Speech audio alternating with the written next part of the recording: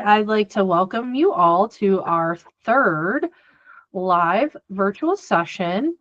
This month, May, we decided to feature mental health. May is Mental Health Awareness Month. And I think we had some other things that May featured.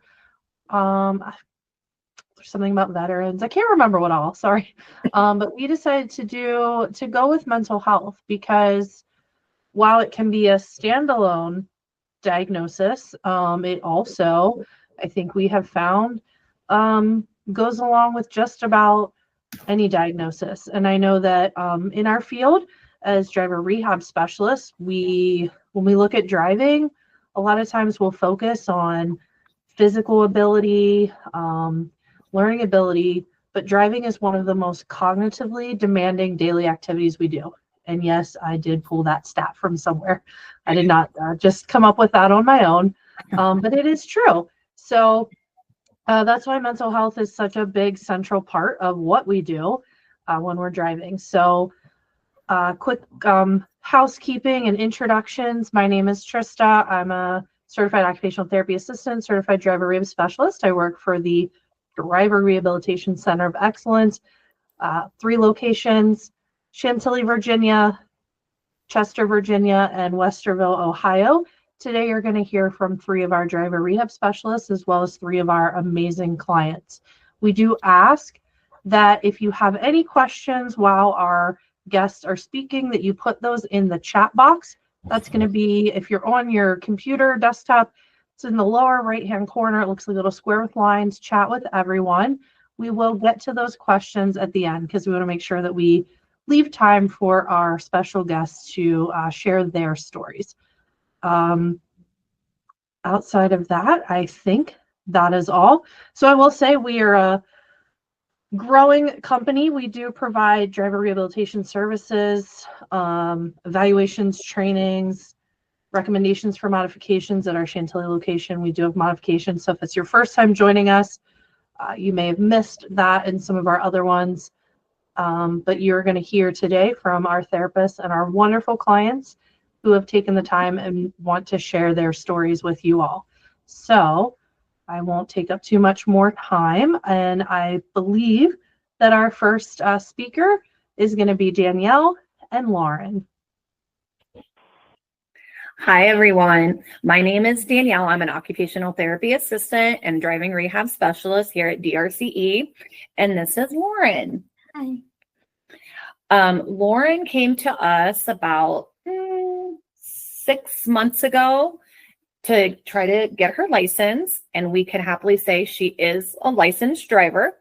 She passed her test on the first time with flying colors. She did great. So Lauren, how did you feel coming into our program? A little bit nervous. Mm-hmm.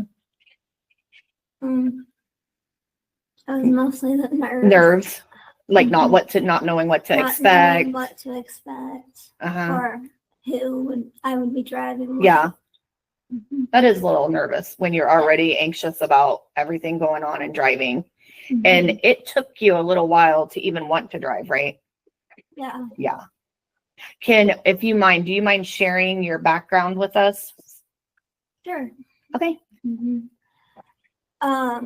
When I was in 5th grade, I got diagnosed with a tumor, and I went through treatment, radiation, and chemotherapy.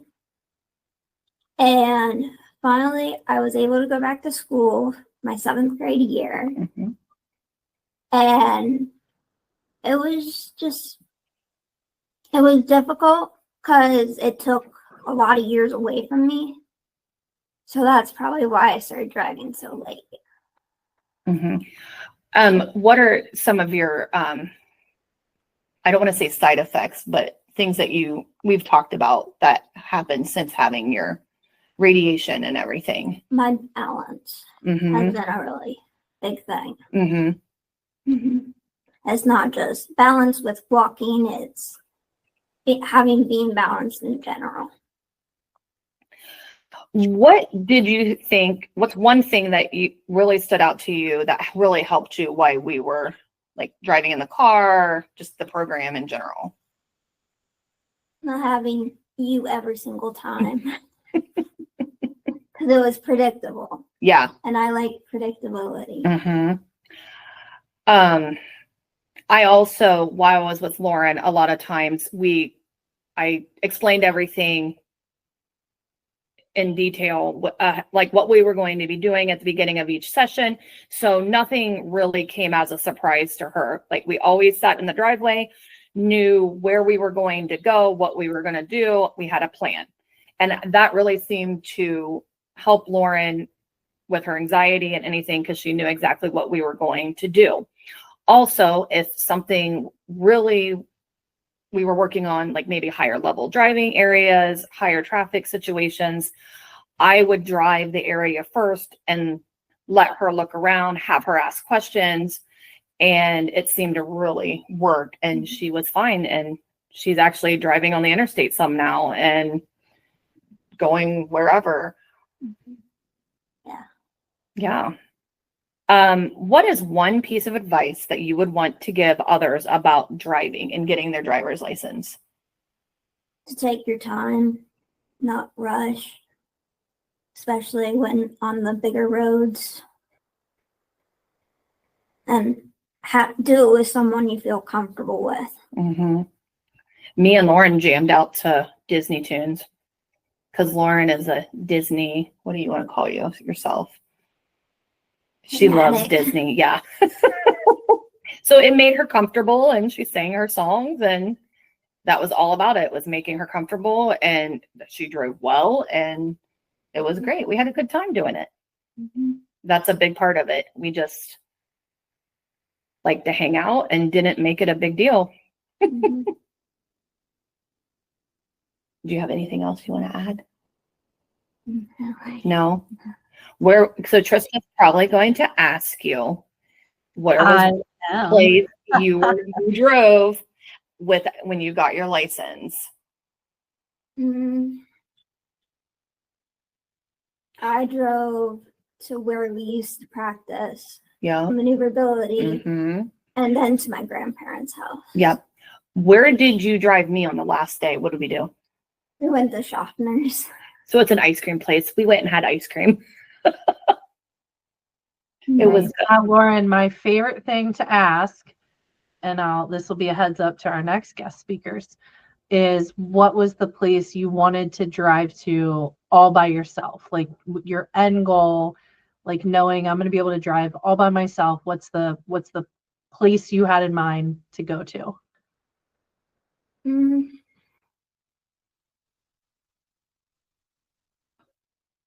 It was pretty much just driving to either Schaffner's or Dairy Hut. She likes ice cream. Excellent goal. That's an excellent goal. And with it being summer. And where else? Just open. Yeah. And where else do you like to drive that you like to go? Remember, we drove it one time. Where do you like to eat at with your mom? Oh, we love going to Christie's Pizza. So we drove there, and anywhere she wanted to do. Oh, Tammy wants to know, do you have your own car now? Yes, I do. We actually did practice in her personal vehicle lots of times. That was like the last probably few sessions we actually drove in Lauren's personal vehicle and had her drive routes. Her main focus was driving to and from Columbus State, where she attends college at. And that was probably about a 40-minute drive to and back. Yeah. Jennifer has. Yes, Jennifer. Did the car size matter? Krista, is it okay if, since we have a little bit of time left, that I might ask them a couple questions? Yes. I mean, I guess it's Trista's. Or do you want me to wait? Yeah. If these are specific questions for Lauren, and we do have a few extra minutes here, Lauren, is there anything else you want to share just of your own thoughts, or are you okay taking a few questions now? I'm okay taking a few questions. Okay. Okay. So I did not do Lauren's evaluation. So other than your tumor, do you have any other medical diagnoses?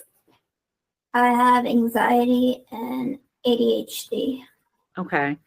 And am I thinking of the right or wrong person? Do you have any trouble hearing or not? Yes, I do. You do. Okay. So how does and I don't know how limited your hearing is, how does that affect anxiety and driving? High frequencies. It's very hard for me to hear that. And so, like, when we go on the highway, it's like even louder than it should be. Mm-hmm. So it's really hard to hear even the person beside me. Now, Lauren did have some issues when we were out driving and we would hear emergency vehicle sirens. She could not tell which direction they were coming from either. And so that made her a little nervous because she wanted to get over, but she couldn't tell. I mean, quite frankly, I couldn't see until they were there to know which way to go. So she just looks in her mirrors, and we just told her how to pull over to the side of the road to let the emergency vehicles pass. And I think Art had a question. These chats come like really quick. Yeah, I So can if get I it. missed it. Okay. How go old ahead. is Lauren? Read it. Oh, Lauren, I forgot to ask. How old are you? I'm 19. 19. Okay.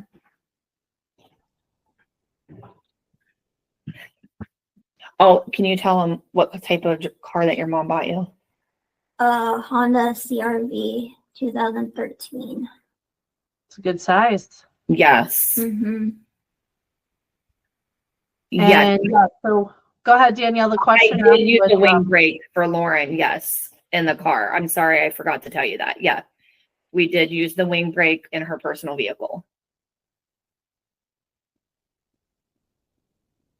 and is there any other adaptive equipment or additional aftermarket accessories that were recommended for Lauren to use? Oh, yes. Lauren does sit on a 2-inch foam cushion just because she's on a little bit of the shorter stature side. But other than that, that's all we recommended, and she was fine. She does great. How tall are you? I think I'm 5'1.5". Maybe 1. I'm not sure. A little under 5'1".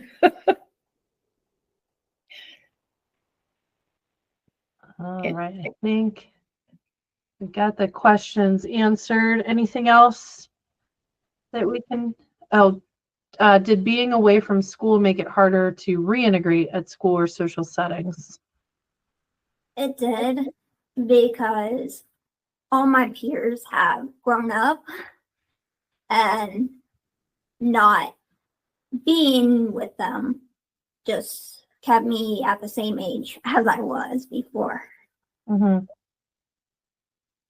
So it's pretty much just made my life kind of go back 2 years of them growing up. You also had anxiety even just being out around people, because with her cancer treatments, she had to be kept away from a lot of people during that time. So it was a really a change for her to be back in with everybody. Yeah. What'd you say? Yeah. Mm-hmm. Yeah, and it definitely made my anxiety worse. Yeah. Mm-hmm. So, because Lauren also, do you mind if I share this? Lauren also has anxiety around big groups of people and stuff, because she's usually not around larger groups of people and not used to all of that. Mm-hmm. Well, Lauren, I think I speak for everyone here, anyone who may view this later. Thank you so much for sharing your story with us. I was looking up some statistics earlier this week. 1 in 5 adults experiences a mental health disorder. And so just being able to come forward and share your experience with everybody. Hopefully will help others. So thank you. Welcome. If you don't mind sticking around with Danielle, we may come up with more questions as we go through here. And I will start to transition it over to, so up next we have Jennifer and Tammy, both with Victoria and Kyra. I think we're going to have Victoria go first. Am I seeing that correctly? Yes. And Victoria, were you able to join us? Yes, I'm sorry. I can't have Wonderful. my camera on, but I hope you can hear me.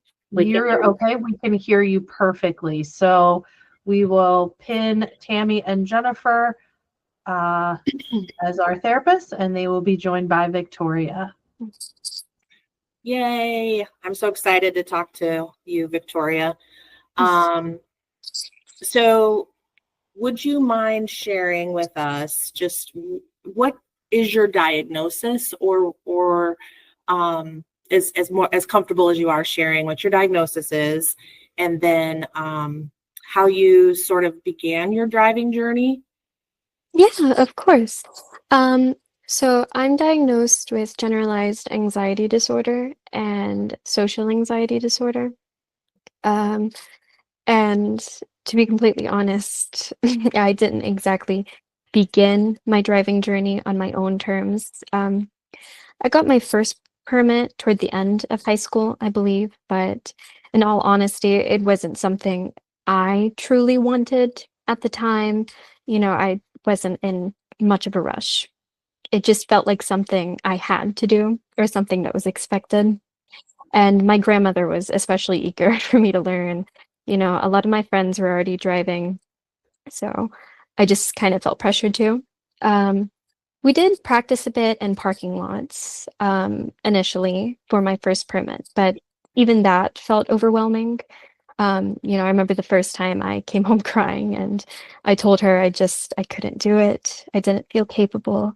And it wasn't that I didn't want to try, but everything felt too fast, too much. Eventually my first permit expired and I just let it go. And it wasn't until the idea of driving school, when that came up later, that I even considered retesting for my learner's permit. And I want to just intervene for a quick moment here. Victoria, the story, that the real life experience that Victoria just shared is so common with the anxiety diagnosis. And so I want you, the three of you especially, to know it's not as unusual as you think it is. I mean, you're not alone. There are others that feel this way, even though you feel like you are the only ones. So, okay. Yeah, and another to caveat on that for any of our therapists that are on here, just honoring that goal. Is it like Victoria said? Is it Victoria's goal? Is it Grandma's goal? And if it's something that your client wants to pursue, just, I think, going at their pace and honoring that fact that they may not be ready is okay. I found that being the liaison between our client and their parental unit sometimes is really helpful, so that, because I think on a parental side, I've taught both of my children how to drive. Oftentimes they feel like they are inadequate, that there's something wrong with them because they cannot help their child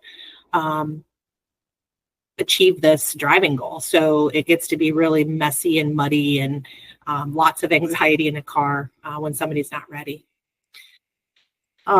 So how were you introduced to driver rehab?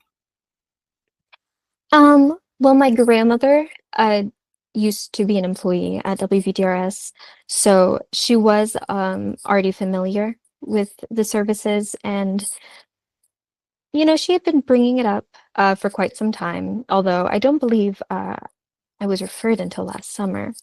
But unfortunately, she knew we just weren't the most compatible pair when it came to driving practice, and she believed the program could offer the support I needed. Of course, at the time, it was a bit difficult to believe that anything could help with the anxiety I was feeling, but I'm very fortunate that I was proved wrong. So then that brings us up to our next question. So I will let everybody know, I did your evaluation. And I would like to hear what were your expectations prior to the evaluation, and then when we were finished, how did that match up to what you were thinking was going to happen, what actually happened? Can you tell us a little bit more about that? I was actually so nervous during the evaluation that a lot of the memories start to blur together. But honestly, I assumed right from the start that I just wouldn't qualify for the program and that it would be evident right away. I imagined an instructor taking me out into the open road and quickly concluding I was not prepared enough, as I had so much going through my head. Oh, I'm probably gonna have a panic attack. I'm going to be seized by anxiety behind the wheel. But, to my surprise, Tammy met me exactly where I was at. And at the onset of my evaluation, she simply asked me to sit in the driver's seat and apply pressure to the gas and brake pedals. Of course, we did a little bit of driving in a parking lot, but that was honestly exactly what I needed, a space where I could build from the ground up without judgment. And to be honest, my expectations were nothing close to what truly panned out. And that's also pretty common. And so as you hear Victoria talking about her experience as OTs, I'm not crying, you're crying. I'm going to. As OTs, we need to understand the diagnosis. We need to understand where to, like she said, meet them where they are, and then grade this activity all the way down to the ground, to the wheels. Victoria, you don't remember a whole lot, but I definitely remember. You were so anxious. You were shaking. You were not wanting to get into the driver's seat because we walked out to the car, and she went to get into the passenger seat. And I was like, no. And it was so scary for you. And I was so incredibly proud of you for even taking that step. And if you can't even do a moving assessment at that time, we did. That's okay. But just, I think that is a way to be building this trust between the therapist and the client. I'm going to go to the next question that we have is when you started driver rehab sessions, so we scheduled you out. You worked with almost all of us, which was really, really cool because that's scary in itself, meeting with a new therapist each time. But what I want to know is, what approaches or strategies did the therapist take that you found helpful on the next sessions?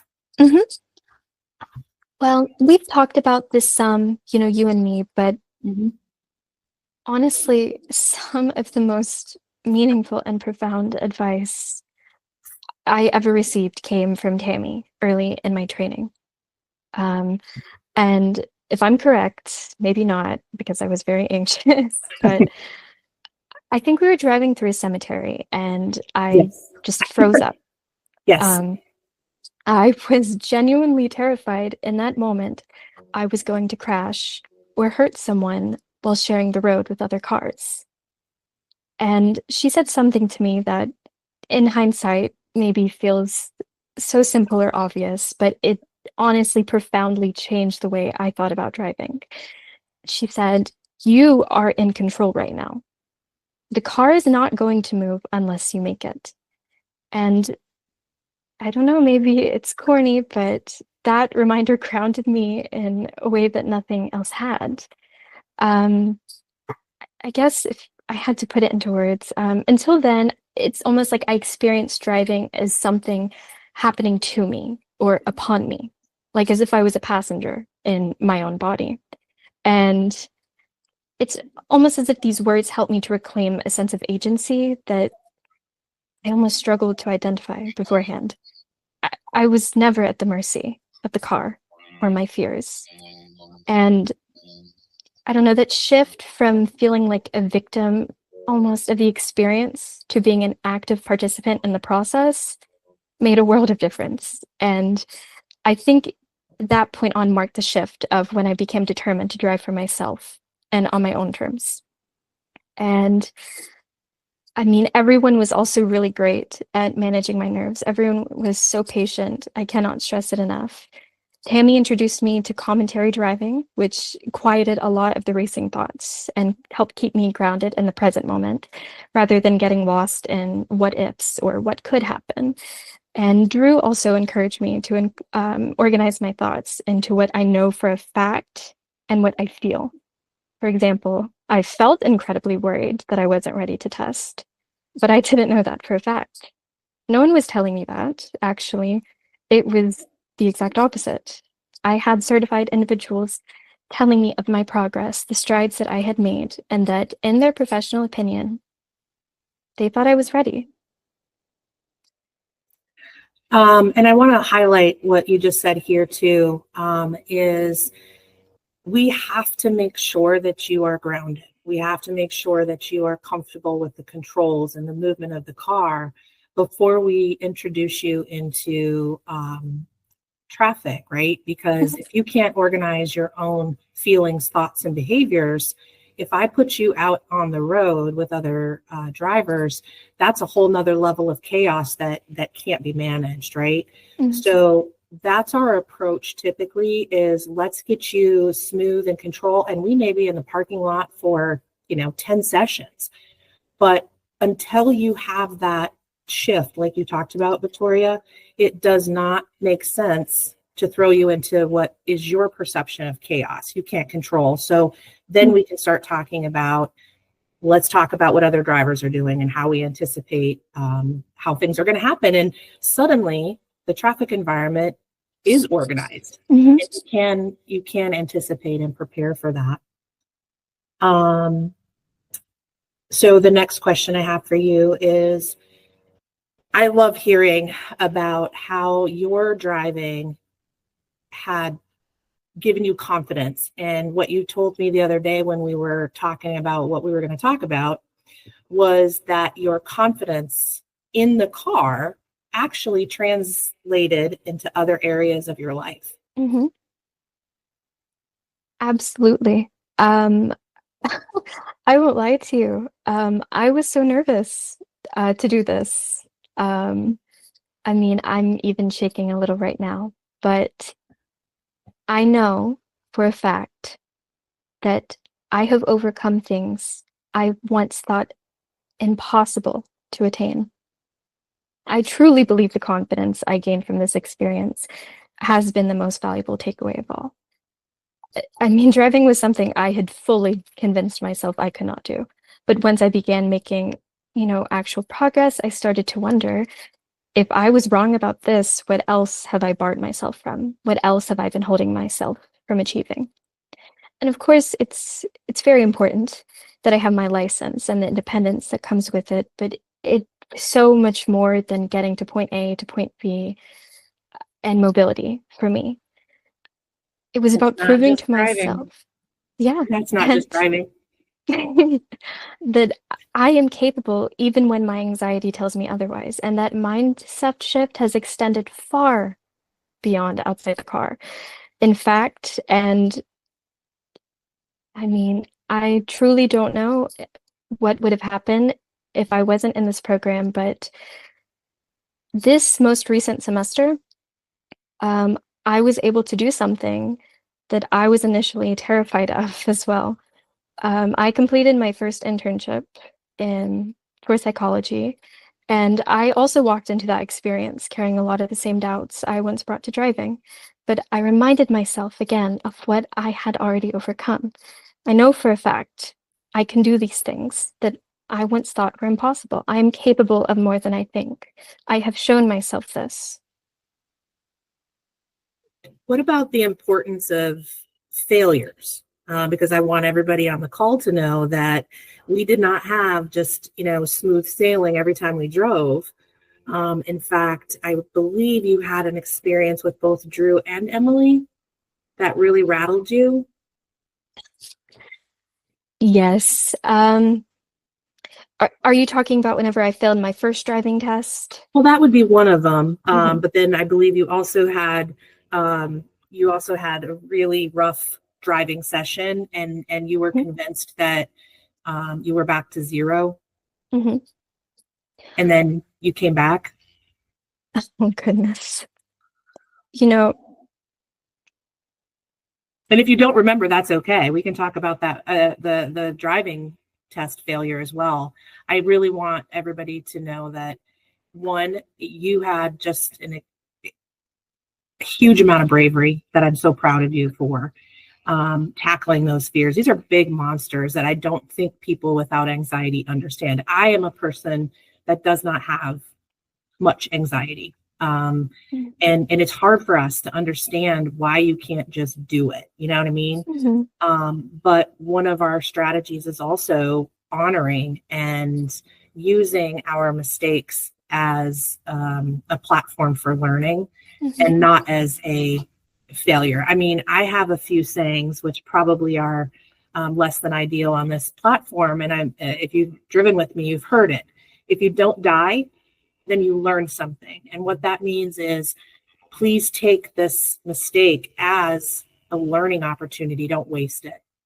Mhm. And I'm happy when my clients have those errors during our driving sessions, because I would rather either create those or you have them on your own, so that when it happens to you in your own vehicle by yourself, it won't be the first time. Mhm. And mistakes are okay.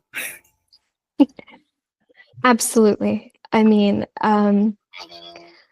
I failed my first driving test, which honestly was one of my biggest fears going into it. I had built up so much pressure around passing on the very first try that I worried if I failed, I would be too devastated to even make another attempt. And the idea of facing that kind of disappointment head on, potentially letting others down, and how would it reflect on, you know, all the instructors? It felt unbearable. No. And of course I was upset, but Mhm. while driving back, Drew reminded me again to separate what I know for a fact and what it versus what I was feeling. And, I felt perhaps I truly wasn't cut out. I mean, I just failed. But, I sort through the definitive facts, what I know absolutely in my head. I came from panic attacks in parking lots and sobbing at the wheel to driving on main roads to even attempting taking the driving test. That in of itself was a really big milestone for me. I had made steady progress, and everyone around me echoed that sentiment.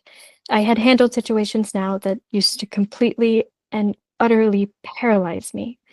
So, rather than a final verdict on my ability, I let this failure be, or I thought of it as merely another step in the process. And I think that line of thinking is able to keep me grounded and ease my nerves the second time around. Yeah, and Victoria, Sorry. oh, sorry. I was gonna just do one more thing if that was okay. I Mhm. know we're Yes. so We need to transition. Victoria, Mhm. congratulations, you did this. You did it. You talked, you told your experience, and I think you've made, just see how many people said that they're crying now. You've affected a lot of people and inspired a lot of people. And like Tammy said, we're so proud of you. And I really like the mind shift of how horrible you thought it was going to be to fail that driving test to how you felt. And I got this from a note, I think that Drew wrote, unexpectedly good about the situation.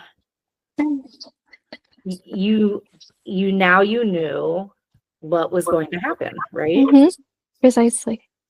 So, and I don't even know how your second one went, because she apparently felt so good about it. She went back with her family and, so how did the second test feel? Honestly, Maybe this is strange to say, but I was glad I failed the first time. I mean, of course, there were still some nerves, but it was much easier to calm myself down, especially knowing the route. And surprisingly, I passed with a 98. Wow. Good for you. I don't think that's surprising at all. And So- in a car that she wasn't overly familiar Yep. with. And With grandma, nice. that's awesome. Nice. And the last thing I want to highlight is that, were you done with therapy after you finished your license test when you got it? I think Jennifer used Therapy meaning our driving. Yeah, driver rehab. I'm sorry. Did you say whenever I finished my Yes. test? So when you passed your test, did Oh, we? we've continued. And maybe Jennifer, if you could highlight why we do that and what we're looking at. Can we hold that until we get our last Sure. Yeah. If you want to bring that back up, Tristan. Yeah, we can bring it all in together Mhm. probably at the Yeah, end. That would be perfect. good. Yeah, you two are not picking up on my cues. Oh, we never do. I ignore you all the It's like, time, Tristan. I know. Victoria, thank you so much. Please stay on because we are going to circle back to you. Mhm. And as we transition to our next speaker, Kyra, I just want to share that I had an opportunity to drive with Victoria and we navigated. Victoria, do you remember where you and I went for the first time that you tried? Oh my God. I remember we visited that little, what is it? It was a mailbox with books in it, and you were so excited about Yes, I did. that. I did make you drive me to a little free library, but you navigated the Starbucks drive-through. Oh, was that my first time? That was your first time navigating the drive-through, Mhm. which if anybody knows anything about drive-throughs, they're all different. None of them make sense. Well, and You're if the it was the reason why one, we if it go was the every Tenacity time. one, it's ridiculous. Yeah. So we're going to keep Jennifer and Tammy as our therapists, and we are going to introduce Kyra. Yes, Kyra. So I don't know where Tammy went, but She'll be back. she'll be back. Yes. So Kyra and Victoria, just so everyone knows, are from our West Virginia location. So we do go to West Virginia once or twice a month and work with some of their vocational rehab clients. So that is where we found these two, and are so glad that they found us actually. So Kyra, and you know what? If you just want to take it home and just tell your story, I'm fine with that. Or we can ask questions because I do have a couple of things I want to bring up from you, but I'm pretty sure you were thinking that driving wasn't going to be a possibility for you either. Yes. I have several different anxiety diagnoses with other words attached to them. I have panic disorder. I've collected a PTSD diagnosis since then. So I can have them all. I went from, I would cry at the thought of getting into the driver's seat, not the thought of driving, the thought of me being in a driver's seat would make me cry. I, since then, have helped drive on several road trips and almost been hit by 2 semis, and I am still brave enough to drive again. Nice. Because I had an amazing team of patient, funny, like educated people to just disarm me and let me just calm down. Very brave. Did I mention brave?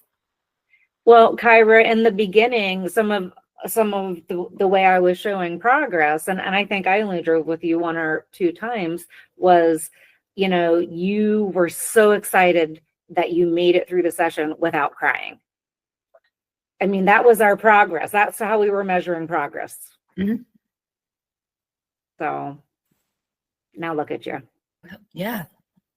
Now I'm brave and I'm very aware of I could die at any moment. And now I'm like, it might happen here too. Right. Right. It's more like a normal part of I can exist, and this is something that people exist to. And I really can't wrap my brain around that still. This went from something that I like spelunking. I will never go into a little crevice in a cave ever. That was where I had driving in my brain. It was one of those just I could never activities. Right. Almost feels normal now. And like literally I have that you felt like you were going to die. Oh yeah. In the beginning, like when you got into the car, it was just horrifying. So what are some of the things that you do now? Because I mean, your anxiety doesn't just go away when you get your driver's license. So what are some of the things, the tricks that you do when you are driving to help yourself now? I try to have a routine every morning that just disarms me in general. It keeps me at a better baseline. I think about the people I'm around when I'm driving. These are people I trust. They're responsible other adults. Like I feel like I'm in a safe, good environment. I still am not, I'm not bumping music or trying to like text. No, I am driving, and I'm always in a really supportive environment when I'm with people doing that. And I don't think I would offer to drive if I was uncomfortable in the situation. I'm comfortable enough, like actually this is outside of my skill set and comfort zone right now. And I wouldn't know that if just a random person with no training bullied me into you drive now. Mm-hmm. I've had educated professionals that have taught me different techniques and reactions, and I feel good and comfortable and like a more integrated person in society. Yeah, nice. So if you're going to go on a road trip and you're going to be the driver, what do you do to help with that trip and your anxieties? I turn the music down. I drive very early or very late. Okay. Why is that? Because there's a lot of traffic. If I'm on a road trip, I'm unfamiliar with the area. Like when I'm in town here, traffic is not great, but I'm familiar with the patterns. Mm-hmm. I'm still a little nervous, and for the sake of everyone in the car and around me, if I'm not comfortable with the situation, like, listen, technically I can, you don't want me to. I'm still very nervous on like bigger roads. I don't like to go particularly fast, interstate. So I'll later early, and I'm getting better and more comfortable. Mm-hmm. I drove not quite rush hour, but daylight hours in Michigan because it's just flat and wide. I'm comfortable slowly improving because I was given a really good base to build upon. Can you let us know what has your ability to drive opened up for you since we last saw you? What are you doing? Where are you going? I'd love to hear about that. It's given me the chance for more adventure, which I always take every time. And it's opened up so many employment opportunities. I do a lot of like contract and gig work. I work music festivals when I can. And you need a license to get to these places, or often to just apply for the type of jobs I'm qualified for. So it's just opened floodgates for things I already do and are interested in. It just opened up so much opportunity for me that used to be like often out of reach. And now it's just a piece of plastic that has opened all these doors.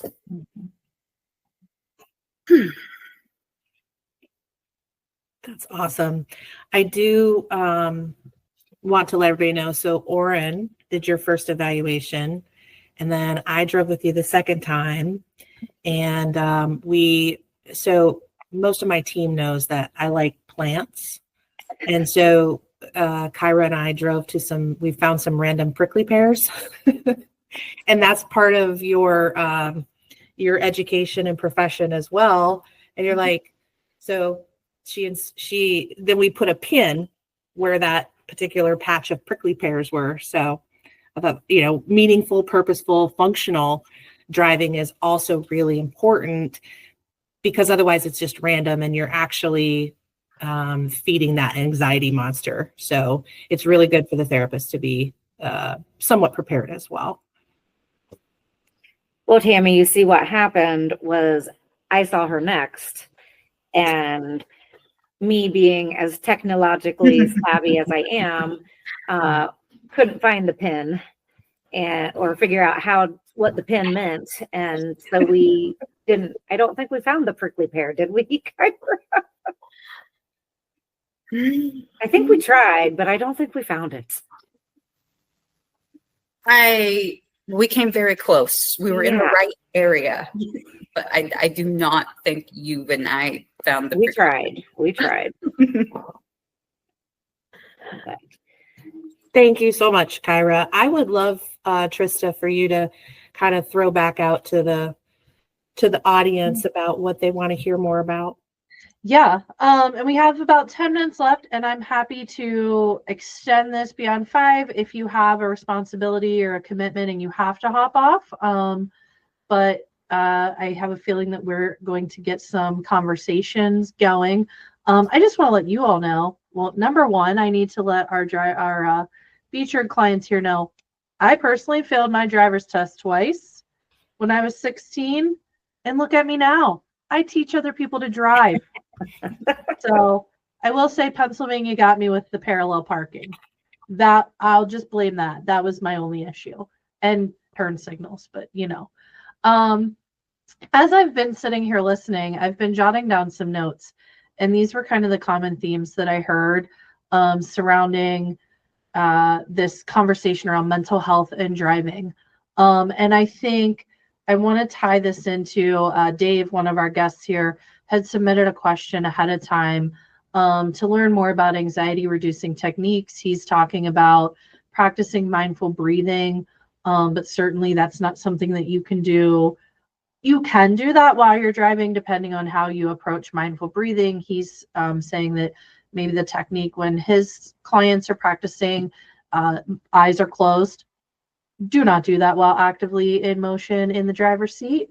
But I was pulling some notes here as I was listening, and the big themes I'm hearing, and I think Danielle and Lauren is where I first pulled this, predictability. So we as the therapists, just giving our clients that kind of predictability. Here's what to expect in today's session. Here's where we're going to drive. These are the speeds we're going to go on, the areas we might drive in. Planning, pre-planning.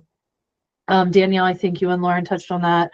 I know Victoria did, Kyra, you as well. Just having that plan and taking away that unknown, I think was a common theme.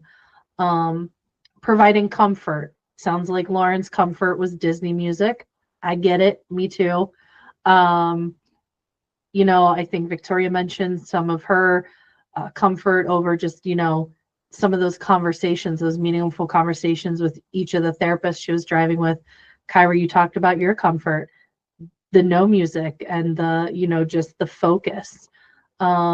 Control, Victoria, when you talked about just you are the driver, you are in control of the vehicle, and just changing that mindset, and having the agency over the task of driving. And then we ended with purposeful driving. Nobody drives just to drive anymore. Come on, cost of gas, inflation, everything with the economy. Nobody's driving just to do their Sunday drive anymore. And when driving is already a difficult task for people to complete, with having that anxiety around getting in the car and going somewhere, and now you're going to tell me I'm driving somewhere that I don't even want to go. So making it purposeful and finding purposeful, having that conversation with your client maybe before the session. Like, Victoria, we talked about Starbucks before, hours before we even went there. And you turned me on to, I can't even remember, the shaken iced something, it was a Starbucks. What was The it? brown sugar. It's such a Yes. mouthful. The iced brown sugar oat milkshake and espresso. Right. That was purposeful. Going to get one of those. So yeah, I'm trying to read through, and please feel free to hop on audio or type your questions in. Kyra, you shared something in the chat box. And Dave, I don't know if you can see it, but anxiety reducing breathing someone can do while driving: in through the nose, active exhale through the mouth. Yeah, I know, like in therapy, we always smell the roses, blow out the birthday candles. It's a way to have somebody remember the proper, or the proper technique. Tammy, would you like to share what you typed in the chat? Yeah, I just wrote body scanning. So, as therapists, we're used to watching people. Sometimes they think we're psychic, but we're just reading your body language. And most of our folks, especially with anxiety, and even without anxiety, you will. I don't know how many times I've touched somebody on the shoulder, asked them to wiggle their fingers, and just see how tight your body is, and just, taking a second and relaxing, whether that's at a light, doing a quick body scan. Where are my shoulders up to my ears?